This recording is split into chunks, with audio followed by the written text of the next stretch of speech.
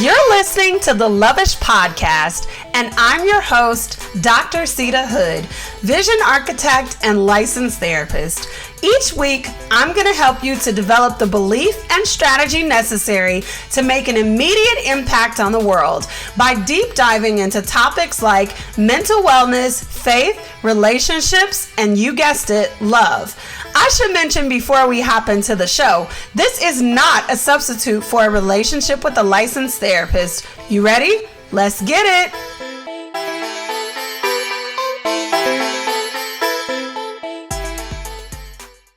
Welcome back for another episode of the Lovish Podcast. I am your host, Dr. Sita Hood, vision architect and licensed therapist. How are you doing today? What's in your mug, honey? Of course, we have some water on deck. And also we have our Starbies on deck here. What I've been drinking recently is the iced brown sugar oat milk espresso. It is delish, to say the least. Okay. Wonderful. Have you tried it? Have you? If not, you have to. I've been mentally drinking my water and minding my business, honey. I've been doing a good job with that. I actually feel like 2023 is the most I have ever minded my business in my life. Okay. Like I was so laser focused on what God had me doing. I wasn't even paying attention to all the sideline stuff. You feel me? As you can tell, I am feeling mentally refreshed. I had an amazing birthday weekend. For those that don't know, my birthday was by this time 2 weeks back, right? Yeah, by the time y'all see this, it'll be 2 weeks back. And I said this on my social media, but I want to say thank you for all the amazing well wishes. I really enjoy reading through your comments, seeing you tag me on social media, and all the things in between. You feel me? I know you feeling me. Okay. Let's get into today's episode. Where are my ambitionistas at? Where are my moguls at? Where are my ladies who want to change the world while you also changing diapers? Huh? Yeah. Yeah, because you can do both. You can do both. With a little bit of strategy, it is definitely possible to do both. So where you at? Where you at? Now listen to me. Ain't nothing wrong with a little ambition, okay? Ambition is honestly the thing that helps us to change the world. And I don't know when ambition got such a bad rep. I feel like you either think ambition is sexy or you flat out hate it. And I think that it comes from your experience or your encounters with ambition based on who showed it to you, right? You following me? So let's take a minute and actually define ambition for ourselves, because you know how much we love definitions around these parts, okay? Okay, let's get into it. Ambitious is a strong desire to do or to achieve something, typically requiring determination and hard work. It's also desire and determination to achieve success. Shout out to you, Oxford Dictionary. So, if you are an ambitious mama, I feel like there are two primary challenges that you deal with, and that's getting your priorities in order. But the problem with that is because usually when we talk about getting our priorities in order, it's getting our priorities in order according to somebody else's definition of what your priorities should be. You feel me? So let's say that you're a mom who wants to go back to school and your kiddos are teenagers, right? So they can stay home by themselves. But somebody somewhere thinks that you shouldn't go back to school because you're taking away time from your kids. Now, number one, let's keep it a hundo. That could most certainly be true. That it could 100% be true, but it could also not be true. It's possible to prioritize your children and still go to school.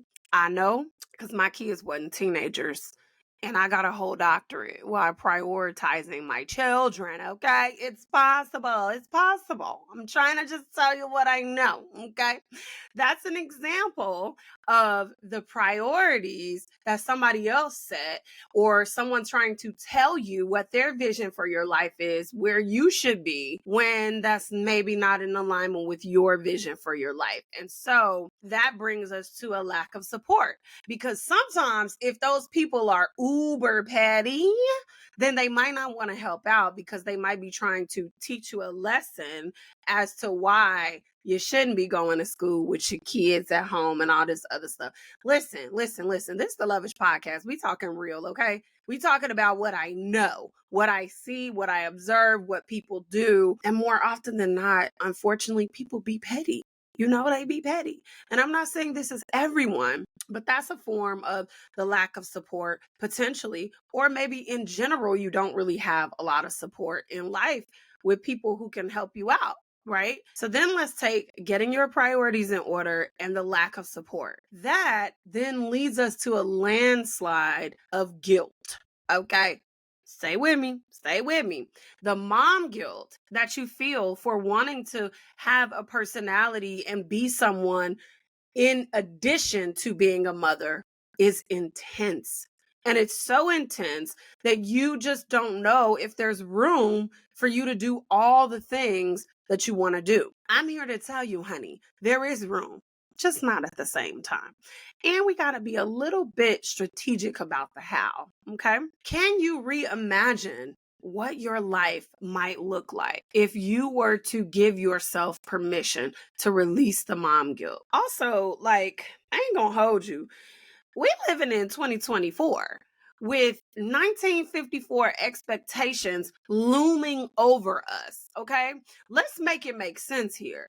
We have the expectation of maybe 50s women were the ones who were primarily responsible for cleaning up the house, but we're working now. Those women maybe weren't working, right? And maybe the neighborhoods were a lot safer because people actually looked after your kids. There's a lot of things that have happened, and we don't live in the 50s anymore. So it might not be realistic for your household for you to be the only person in charge of cooking, for you to be the only person in charge of cleaning, for you to be the only person that's taking care of the kids' needs. That ain't sounding too realistic when both us paying these bills now. Come on, somebody. Is this a relationship podcast or is it not? Okay. All right. I was just asking. As a working woman myself, with 2 businesses, a husband and kids, plus friends and family that I want to spend time with, is it actually realistic for me to be the only one cleaning and responsible for household duties? No. I can tell you, no, it's not.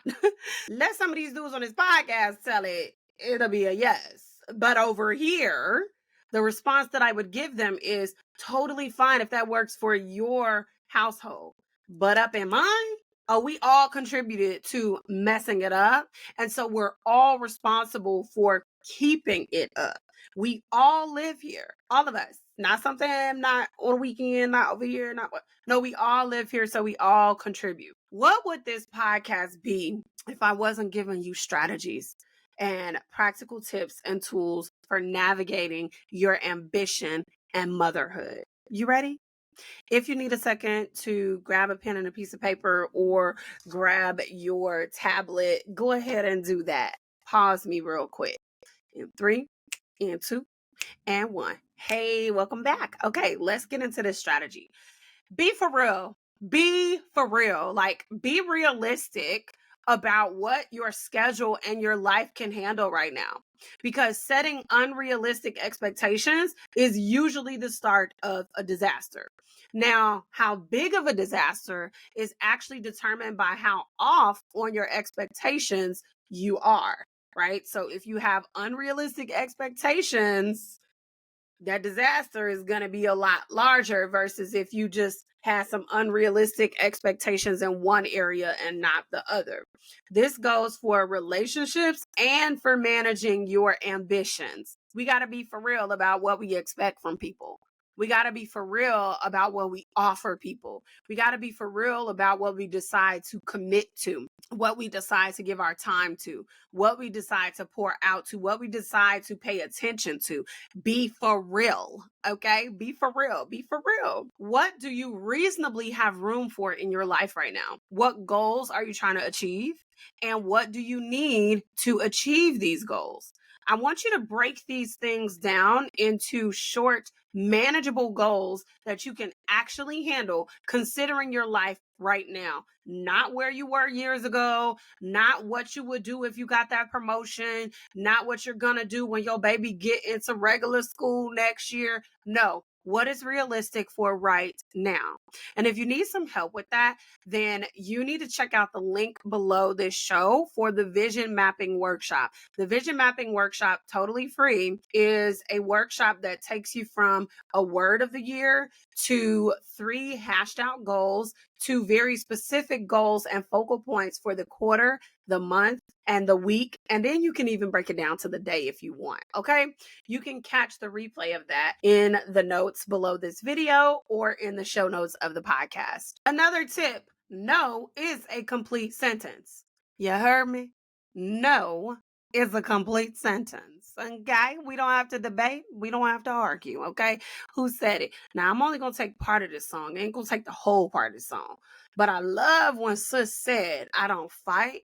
I don't argue. I just, oh, not that part of the song, y'all. Not, cut that. Cut it. So we talk about boundaries as your bestie quite often on the show. And that is a legit thing. It's a real thing. Boundaries literally keep you safe and cozy. Boundaries are designed to help keep you on track and to help you achieve your goals. But why we don't see it like that though? Why we don't see it like that? Why we be letting people just like plow right through our boundaries? It's 2024. Are you carrying that into 2024? Or are you going to release that and you going to hold up your boundaries? I know I'm going to choose to keep my boundaries in place. What are you going to do? What you going to? I didn't hear you. Speak up. Oh, okay. All right. We rocking with that. If that's your decision, we just go rock with it then. It's cool. But with that being said, no means no. That's just it. That's just it. You have to take the time to establish your boundaries in the beginning. So that's why it's important for you to understand what's realistic for you to hash things out so you can see how much time do I need? What supports do I need? Is there any habits or things that I'm doing that I need to change that would help me to accomplish this goal? Another piece of strategy: flexibility is your bestie. Okay? Don't get too attached to the how things are being done. Yes, you have to be consistent. Yes, you have to be in it for the long haul. But remember, there are a lot of different ways to achieve the same goal. Literally, there's so many pathways to the same ending. Okay? So keep that in mind when you're looking to accomplish a goal. Be open to adjusting your plans because life happens. And it's another reason why you have to be realistic in your expectations, because you have to leave room for life to happen. So when I'm planning an experience for people, because that's what I do, I plan experiences. Like, I don't just want you to invest in a workshop that I'm hosting. I don't want you to invest in a retreat that I'm hosting. I don't want you to just come to an accelerator. I don't want you to just do that. I want you to have an experience. I want the experience to change your life. And in order for me to create the experience that I want to create and impact people and have the transformation that I think this person needs, I have to do some planning. And in that planning, I have to take my own advice and practice wellness as a lifestyle, and I have to break it up. So I remember when I was planning my first retreat, I started planning a year in advance. And I know people was like, oh my gosh, girl, you planning this all the way in advance, all the way. Okay, I'm for real. I'm being for real, y'all. But for real, they was like, you planning this all the way in advance like that? And I'm like, yes, I am. I am planning it all the way in advance because I know that there are small strategic pieces that I want in place. I want this particular woman to walk into this experience and say, wow, she thought of me. And can I tell you, that's exactly what they did?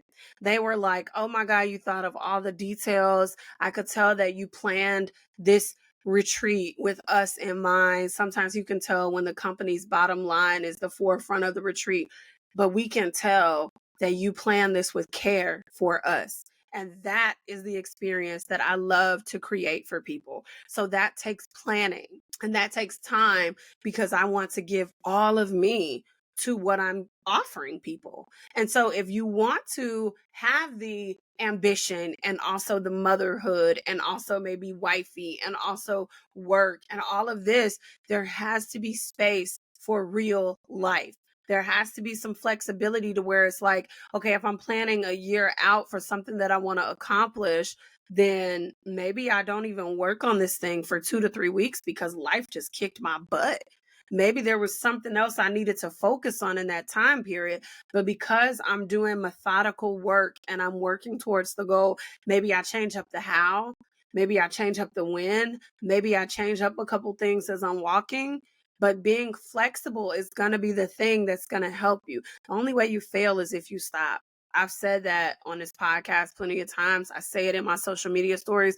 The only way you fail is if you stop. So you choose to commit and you keep going. And that brings me to another strategy. Wellness has to be your lifestyle. Point blank, period. It has to. Your wellness is not negotiable because I'm going to say to you what I say to some of my same ambitious women, my ambitious mamas that come and talk to me, whether in a therapy chair or as a vision architect. Listen, I know there's so many things that you want to accomplish. And if you're a mom, it is likely that your motivation is either A, for your kids and for legacy, or B, for yourself to show yourself that you can be mama and somebody else. And in either of those cases, if you don't take care of yourself, who's going to be around to take care of your kids? You're not going to be leaving legacy anyway if you're not here. You're not going to be able to reach your goal anyway if you're not here. If you injure yourself, it takes you a much longer time. So wellness has to be part of your lifestyle. No more thinking in 2024 and beyond, oh, when I get here, I'm going to do this. When I finally got somebody to help me, I'm going to do that. When I get here, I'll do the thing. No, no, no, no, no. What can you do now? How can you incorporate wellness now? Okay, let's talk about now, the here and now. And wellness is mental, physical, spiritual, financial, according to the 4D concept that I teach my clients. Okay, the 4 domains. Those are the 4 domains that you want to be looking at when you think about wellness and how it's all connected. And the last piece of strategy I want to give you is real simple. Systems and strategy is key. It is key. It is paramount to being an ambitious mama, managing motherhood, and also all of your ambitions and your aspirations. What systems do you have? And what systems do you use? What systems do you need? And why do you need those systems? What systems do you need to release and let go of? And if you don't use any systems, mama, let me upgrade you. It's time for an upgrade, okay? It's time for an upgrade. I'm just saying. It's time to upgrade. No more of being like, oh, I can just do it myself. Oh, I can. Yeah, you can.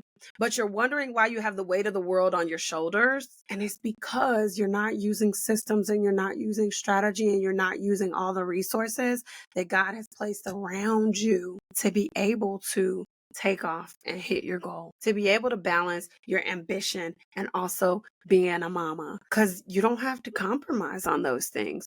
You can do the things, just not all at once.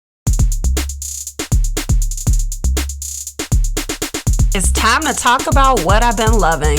Product recommendations, shout outs to family and friends, and overall gratitude. Let's get into it.